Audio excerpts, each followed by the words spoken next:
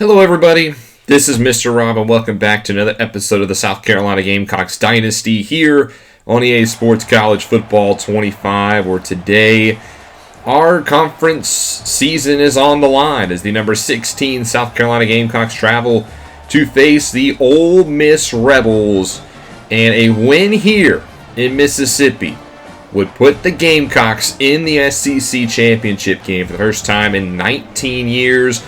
A loss and things get really tricky and it looks rather dim. So a lot on the line today. If you're excited for this one, make sure you drop a like and you subscribe down below, especially if you want more Dynasty Mode content, as it will be the Gamecocks starting off with the football fresh off a win against the number one team in the country. We'll see if they can keep that momentum against a Rebel squad also coming off a big win. They're led by Wade Mann, who's getting some Heisman recognition this year with 1,400 yards, 5 rushing touchdowns, as they start off their own 25 right to the junior. And Wade Mann, not a lot of space on the outside, only picks up 1. Now is the walk-on safety Mike Dalton, the true freshman, who's somehow gotten the start here for the Rebels. 2nd and 9, they go to a screen to Mann, and this time he picks up the first down in the passing game. Gets out to the 45-yard line. Soro checks in as he goes off tackle left side, and he gets quickly tackled after a gain of 5. Soro's been a good change of pace back this year. He's got 4 touchdowns to his name. As on 2nd and 5, Mann up the middle for his second carry. Gamecocks putting together a good drive here on the ground as they hand it off to Wade Mann again, and he gets 7. 3 rushes, 14 yards already for the junior.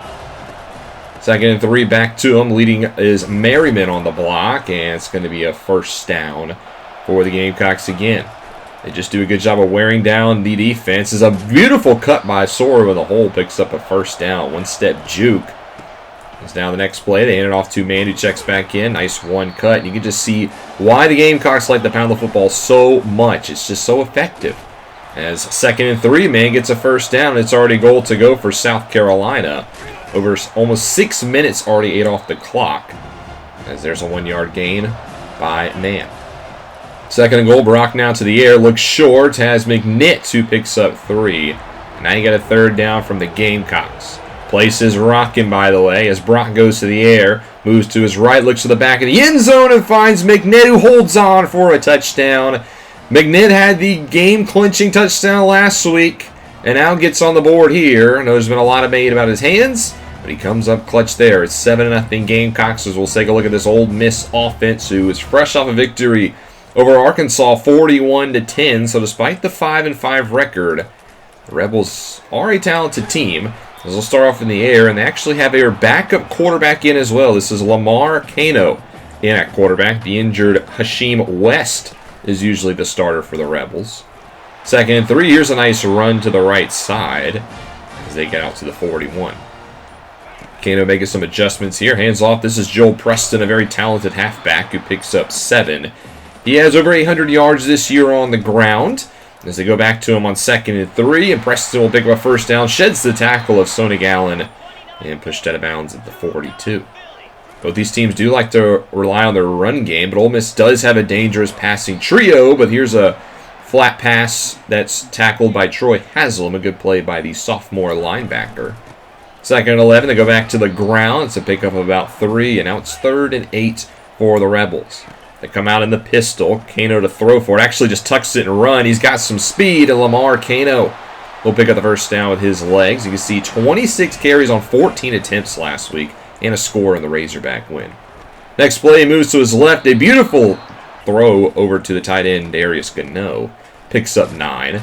It's on 2nd and 1, back to Preston, who bounces off a tackle.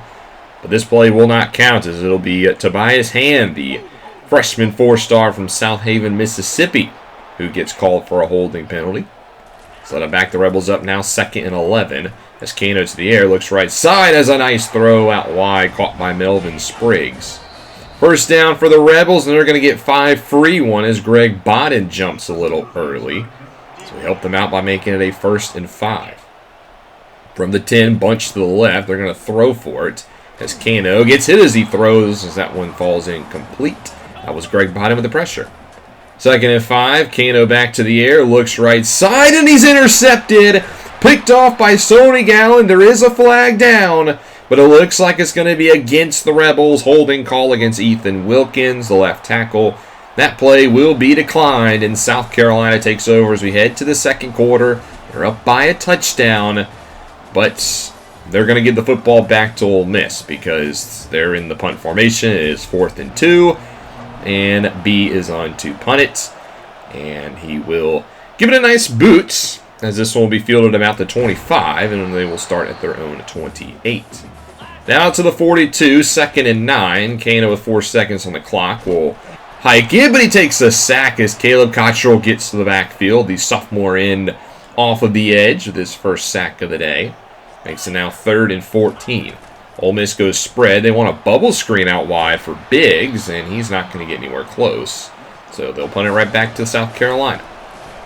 2nd and 9 now here for the Gamecocks. They set up a screen for Mann, who has it, and he's going to get about 7. Makes it 3rd and 2. As now the Gamecocks face the 3rd down in a rocking crowd. They go play fake. Brock to throw. He's hit as he throws. Ball's on the ground. It's picked up by Ole Miss, and this is going to be a scoop and score for Rudy Good. Touchdown, Ole Miss. They brought one too many blockers on the play fake, and we're all tied up at 7 apiece. A big mistake for the Gamecocks. Now the offense has to retake the field and do it again. 1st and 10. Brock wants the deep ball. Nobody's open. He takes the unnecessary hit. At least he gets the football out of bounds. 2nd and 10. Brock looks short, has Kennedy, but it goes through his hands. Incomplete. A big drop there by the backup tight end. And that was 3rd and 10. Brock a little flustered here. Right side. That one should have been intercepted. The offense now is all over the place. They give it back to Ole Miss, who's at the 42 now after a pretty good punt return. And there's a huge run up the middle. Gain of 22 for Joel Preston. And now Ole Miss is going to put the foot on the gas as they enter the red zone. Hand off Preston. Good crease right side. He's had a good running day. South Carolina's run defense hasn't been able to stop the junior running back.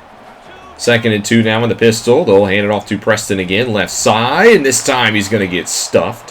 Haslam with the tackle. Makes it 3rd and 1. They're going to trust Preston again. And he's going to pick up the first down. He's outrushed Wade Mann today. You don't see that very often. Goal to go here for Ole Miss from the 7 as Kano will go back to the air. He looks to the end zone. He's got his man for a touchdown. Darius Gano holds on through the contact. That's his 2nd touchdown of the season. And Ole Miss has taken the lead 14-7 as we head to the 2-minute warning. South Carolina with the football. A quick pass, and now it goes to the hands of Saban on 2nd down. A couple of key drops today. This is now 3rd and 4. Brock looks short for Gallegos, and this time he does hold on. No drop here, and it moves the chains. Down to the 42 of Ole Miss. Brock to throw. Wants to run, but he's going to get sacked. That's Dave Gaskin with his 6.5 of the season. And now it's 2nd and 13 for the Gamecocks. Ole Miss brings pressure. Rock reads it. He rolls to the left, and nobody's home. Shaquille Brock with his legs is going to pick up 33 yards and pushed out at the 13-yard line. Brock can get it done with his legs, too. South Carolina now in the red zone. It's a quick pass to Allgaier, and Amari Allgaier will find the end zone for a touchdown. And we're all knotted up at square one, 14 apiece, as we head to the halftime report. As this one's been a close one here. We knew it was going to be. This is a talented Ole Miss team. And again, the defense has not played overly that well. The passing defense has not looked good, but the run defense as well has been a little surprising how much success Ole Miss has had on the ground behind that junior halfback, as here he is to start the day. Joel Preston with good patience finds a 7-yard crease. And he's got 10 carries for 69 yards. That's 6.9 per carry. Well above his average. 2nd and 3. Now it's a touch pass with good acceleration, as this will be a first down for Tavarius Nunn with his 2nd grab of the day. Now to the 38, letting the play clock wind down. It's a bootleg. Cano looks right, has a man downfield open. This is caught by Biggs, but this play will not count. There's a holding call, it looks like, on the offense. It will be coming back, as this time the culprit is D'Angelo Boone, the center. So now 1st and 20. Cano looks short, and he's got a man wide open. Nobody covers the underneath. And that's an easy pickup of 16. Cano 12 for 15 today, 92 yards. He has thrown 2 interceptions. He did get picked off by Danny Kaufman towards the end of the first half. We didn't show that. So he's only had 1 pass hit the ground, which is not ideal. 3rd and 1. It's a give to Preston up the middle, and he just gets enough to get the first down and keep the drive alive. Now at the 49, Preston again, a nice crease, and he picks up 6 this time. They're going to give him 7. 13 for 81. He's been very much efficient over Wade Mann today. The defense needs to settle in. They bring 7 men in the box here, so they're going to go with a bubble screen, and a nice tackle from Sodic Allen. Marks some inches shy. There's another chance to get it off the field. Gamecocks bring pressure, but wide open short is Gano, and he's going to have an easy 16 yards out to the 25. 4 catches, 31 yards, and a touchdown for the junior tight end. Now at the 25, he wants it all, and he's intercepted. James Eskridge with the pick. That's the 3rd one of the day for Kano. And Eskridge comes down with his team leading 4th INT of the season. And South Carolina again gets a nice turnover deep in their back of their territory. As now the Gamecocks will start off their first drive of the second half of their own 15. There's a nice 9-yard run for Shaquille Brock. 2nd and 1. Now Wade Mann only averaging about 4 yards a carry, as that will help as he gets out to the 29. Gives it right back to him on first down. Takes a big shot from Sativa, but he picks up a gain of 2. 2nd and 8 now. Brock will go with the screen out wide for Martino, and Ted Martino's got some running room, and he's actually going to get hit late. They're going to throw an extra 15 for Jeremy Word, the senior safety. I think it's a little ticky-tacky, but we will take it. So just like that, the Gamecocks out to the 36 of the Rebels. Next play, they go with a bubble screen. Allgaier with his 2nd grab of the day. He picks up 5.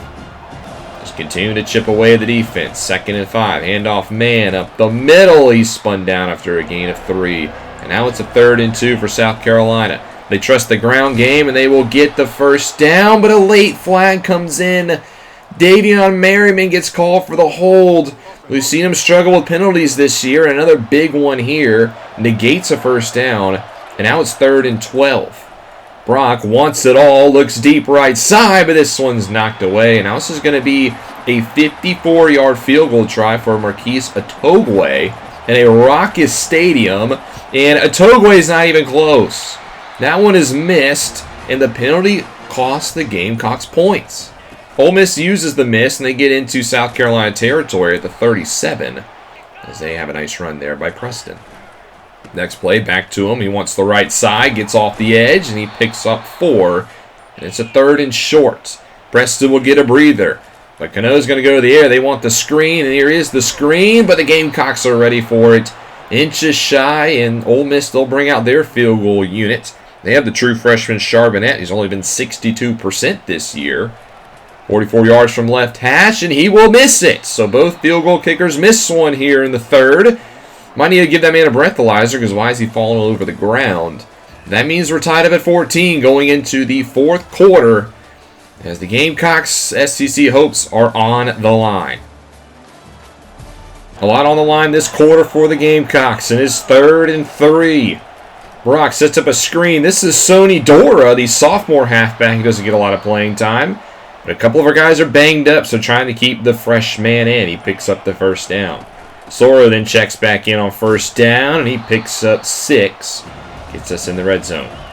Right back to him on 2nd and 4, but this time he's going backwards. A big tackle by Monte Lamons, and Soro's actually hurt. So Dorr will check back in on 3rd and 7, and he'll pick up the first down and a little bit more. His first carry of the season picks up 14, and they couldn't come at a better time. He stays in on the goal-to-go play.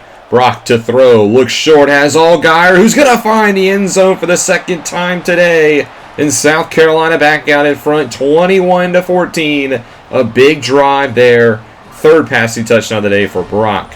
And now we're playing with a lead. Ole Miss from their own 37. Kano looks short, and I don't know why Haslam gave up that play. That was a big gain that should have not been there. Kano, only 1 pass still has hit the ground today. Now at the 44 of South Carolina, just like that. So they go with a bubble screen out left. This one's caught, and it's going to be a pickup of 8. As that's the 4th catch of the day for Nunn. It's now 2nd and 2. Bunch to the left. They hand it off, and this will be a first down. And at the marker, but he picks it up.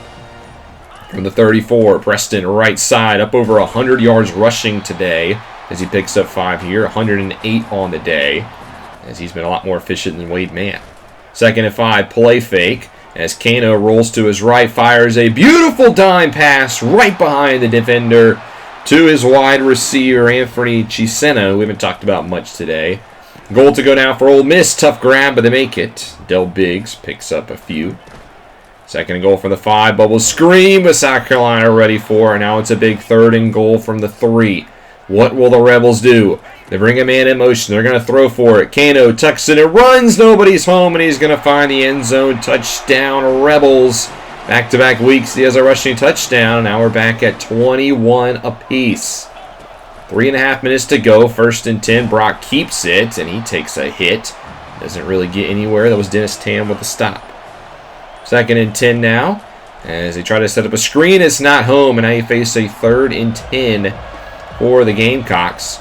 Brock with the throw. He's going to roll to his right, and he's going to be brought down from behind.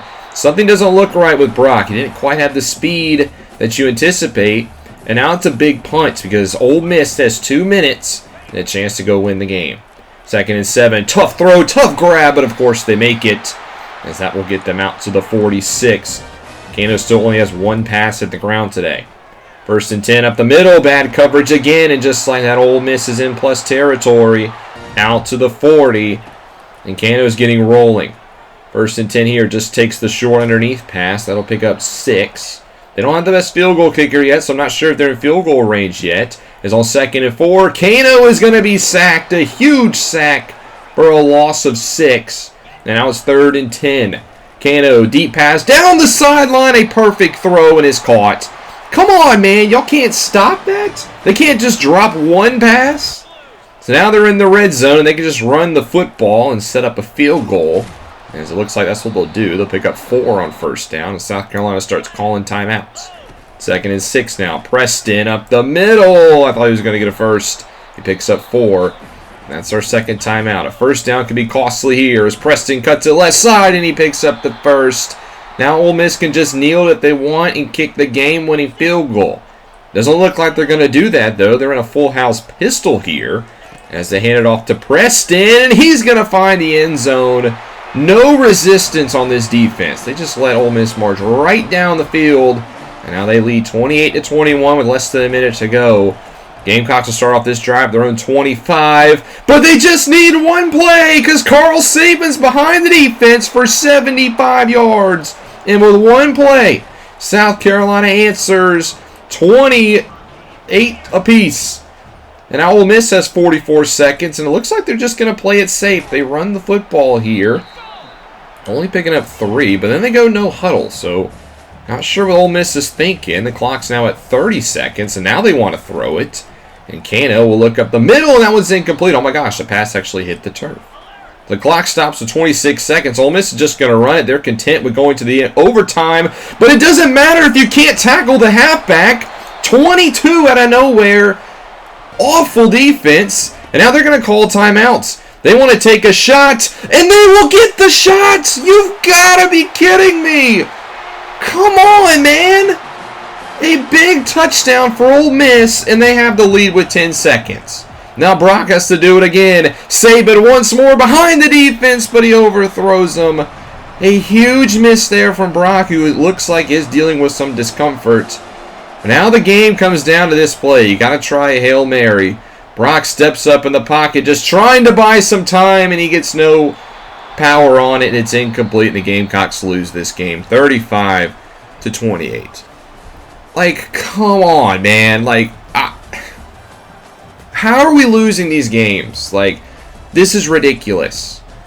Preston's your player of the game. Again, the defense decided just to not show up, and I'm going to have to probably take a look at the sliders soon. I wanted to wait to the end of the year, but I feel like in these past 4 games, and no, it's not just because I've been losing them, they've just been so different. Like, the defense has just been non-existent. Like, there's no way a backup quarterback against us should have 2 balls hit the turf the entire game. A week after Little John in Oklahoma didn't have a ball hit the turf at all. It's either they complete the pass or it's intercepted, which is not the kind of gameplay I want. But nonetheless, we fall to 8-3, and we've really made it hard for ourselves if we want to make the SEC Championship game. We do get a couple commits. 4-star linebacker George Forrest and Stephen Morris both commit to the team. as well as defensive tackle Craig Blanche from Columbia, South Carolina. So, trio of commits. Forrest is a linebacker who's more of a run stopper, but I think he's kind of raw. So not sure when he'll take the field or what spot he'll have with the team. I do like Morris a little bit more, despite him being a 3-star. He's a little bit more involved in the passing game, and I think he could play more of a weak side linebacker role with his good speed. And then there's Craig Bland from down the road at Cardinal Newman High School. I'm probably the most excited for. He's a good guy who can play early downs early, and that's going to help out a lot.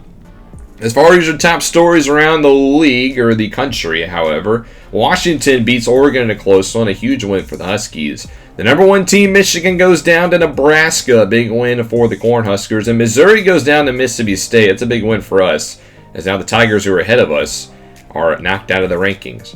New Mexico's player gets player of the week. We'll take a look at the Week 12 score, starting off with the AAC action on Thursday night. Temple beats Tulsa. And then in the same conference on Saturday, Charlotte beats East Carolina. Utah now up to number 4 as they beat Texas Tech by a touchdown. And Miami beats Clemson. The Hurricanes, the new number 1 seed, while Clemson falls out of the rankings. Liberty beats Sam Houston by a point. And then Rutgers beats Iowa, moving up to number 3 in the country. Virginia Tech beats North Carolina in the ACC. And then the Pac-12, Fresno State dominates Utah State. UConn with a victory over Virginia. And then Alabama gets beat by Georgia. The Bulldogs put up 52 on the Crimson Tide.